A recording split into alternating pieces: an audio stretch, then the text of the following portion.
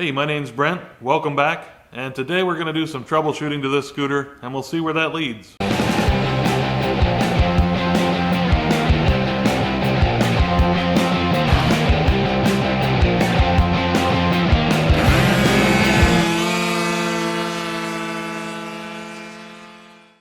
My scooter has had trouble idling all of a sudden. It died on me at a stop sign, and then after that I haven't been able to get it to idle properly. I did turn the idle speed up, I tried messing with a mixture, but whatever I do, it still wants to die unless I watch the throttle and keep it at a pretty high RPM. So something's clearly going on. I do have some fuel leaking out of the carburetor at times. That's not really that abnormal for this scooter. Unfortunately, with this carburetor, it just happens here and there, so I'm not sure if that's going to be the cause. I am kind of suspicious because in a recent video, I showed you that I had tried to fix a problem with the cylinder head, specifically the O-rings and an area in the cylinder head that cracks. I put some small aluminum rings that I made in the cylinder head to see if I could get it to continue to seal and not give me any trouble. It's been about 144 miles since I've done that, and the last time I had a sealing issue in there with the old style, the stock style of cylinder head, when it failed and it started leaking coolant, it leaked coolant into the cylinder, and then I had a lot of trouble with it idling, and eventually it just wouldn't restart. So I'm kind of suspicious of that, which is why one of the first things I'm going to do is actually pull the spark plug, take a look at that, and then do a compression test.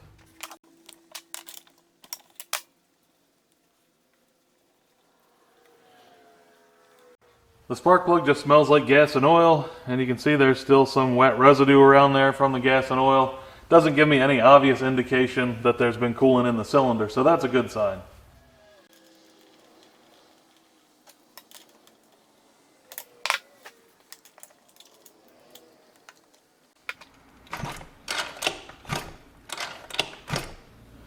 I don't even think I really need to do the compression test because it just doesn't feel like it's all there, just moving the kick lever. But let's find out for sure.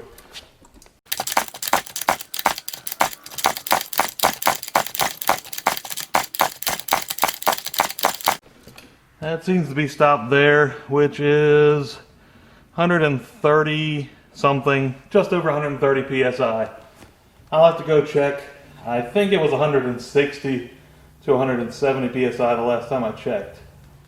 I went and checked the numbers, and I did indeed have 165 to 170 psi the last time I checked the compression on this, which happened to be right after I put this piston in this cylinder, and that was 275 miles ago. So I've lost about 30 to 35 psi in 275 miles, which really shouldn't happen. However, the last time I had this apart, I did measure the cylinder and the piston, and it looks like I've got about 5 to 5.5 thousandths of an inch of piston to cylinder clearance, which is excessive, and it's probably about time that I try to move up to a larger piston if I'm going to keep this cylinder. So I have also been losing some coolant, and as I've told you, I made a repair to the cylinder head. I'm not sure how that's going to go, but unfortunately I can't say that any of the coolant loss is related to the O-ring or the mod to the cylinder head, because my water pump has also been malfunctioning. I really need to replace the seals and bearings in there, as well as probably the impeller shaft, because it is leaking coolant out of there. So I don't know how much of the coolant loss that I've had has been from the water pump and how much could be from the O-rings. So with all that said, I think it's about time I pull the engine out and take a look at what's actually going on.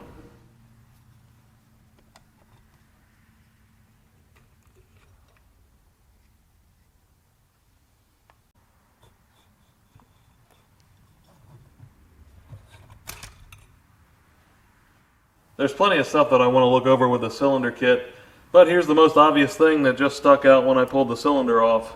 As you can see, there's this huge area here. That is all where the Nicosil coating for the cylinder is now flaked off. It's missing, so it's just aluminum below there. And you can see there's also a piece missing right there above the exhaust port.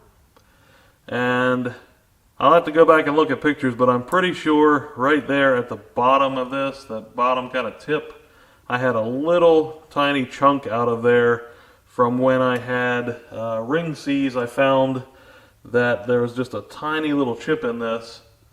So it looks like it probably started there and then just flaked off the rest of the way.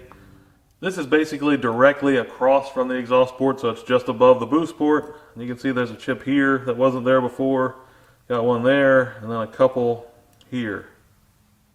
Here's the piston, and you can see there's a bunch of scuffing on the exhaust side.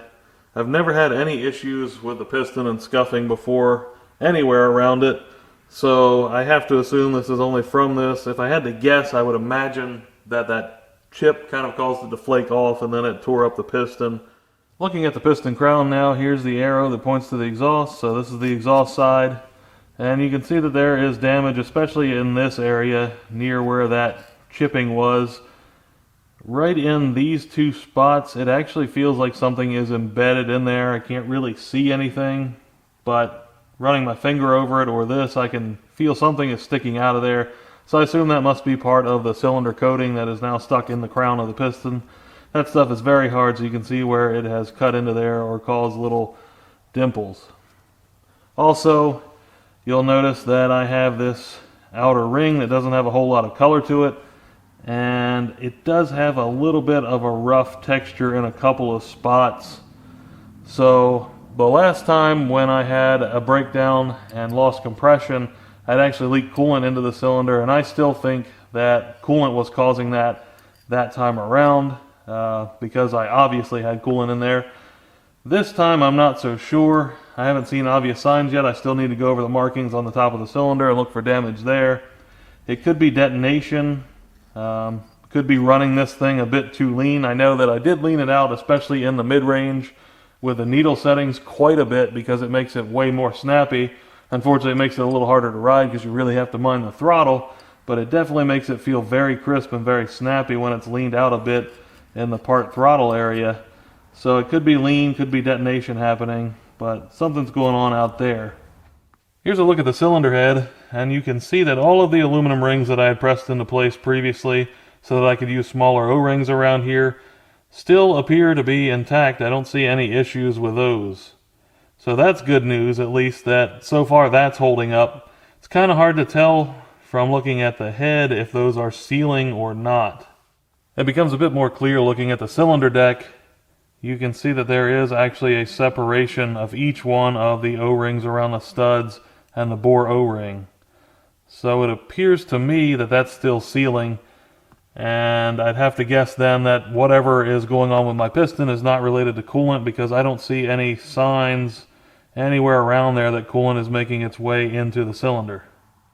If you ignore the areas where the cylinder plating has flaked off, the rest of the cylinder really didn't look too bad, considering it has 2,138 miles of pretty hard use.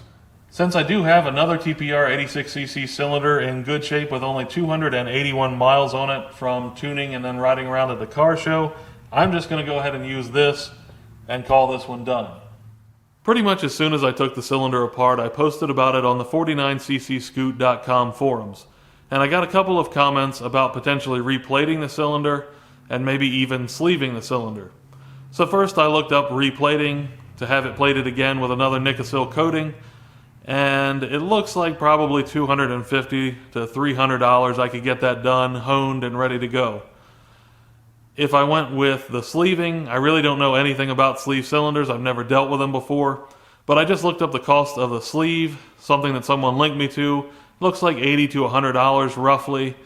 And then I'd also have to buy another piston, so you might as well figure there'd be at least $200 into that, not even counting any sort of machine operations that it may need.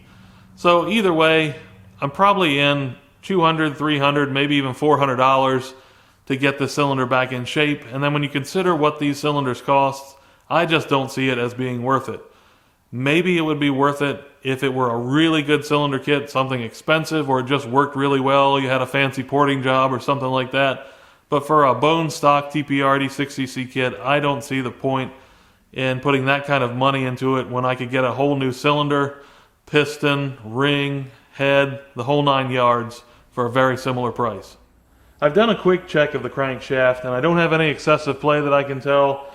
I don't hear any noises. There's no grinding kind of noises when anything is turned. Everything seems to move freely. I don't have any scarring of the connecting rod that I can tell. Without splitting the cases, as far as I can tell, the crankshaft is still fine. I really don't want to split the cases, but I do want to try to make sure I don't have any debris in there. So I've already blown this out with compressed air, and now I'm going to try to flush it out a bit with some premix. And you can use kerosene or diesel, those are pretty common to do this, but I happen to have premix around, so I'm just going to try and flush it out with some premix. I'm going to tilt the case down, the engine down, so that this base area is facing the ground, and I'm just going to use a transfer pump and run some premix through there.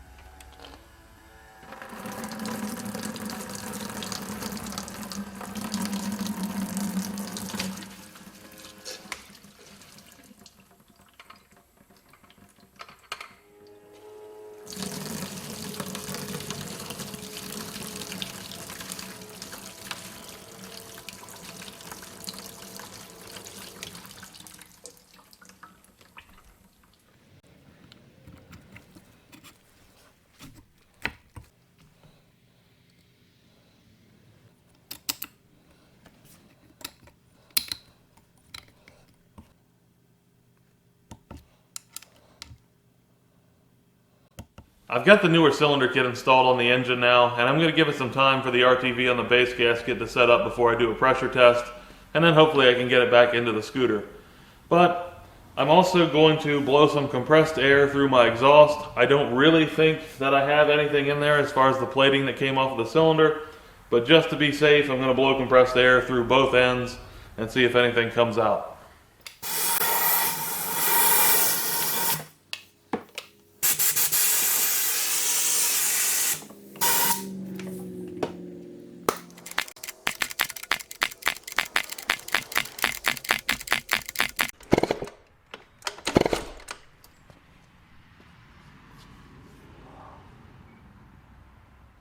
I wanted to adjust the float height because, as I told you earlier, it was leaking a little bit of fuel, and I noticed a little crack in the metal, the tab there for the float height adjustment, and then sure enough, when I went to actually adjust it, it snapped off.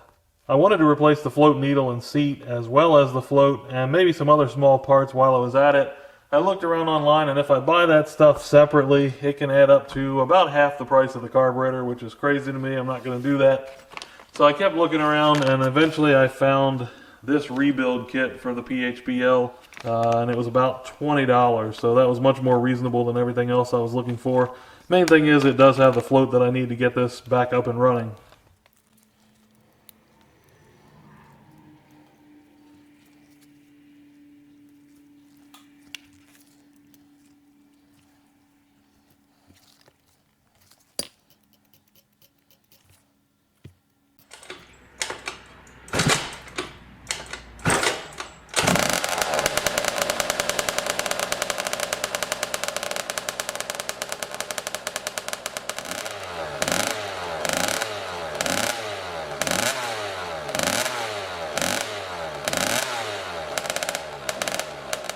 The engine is idling and running well again. I've done some heat cycling and retorquing fasteners.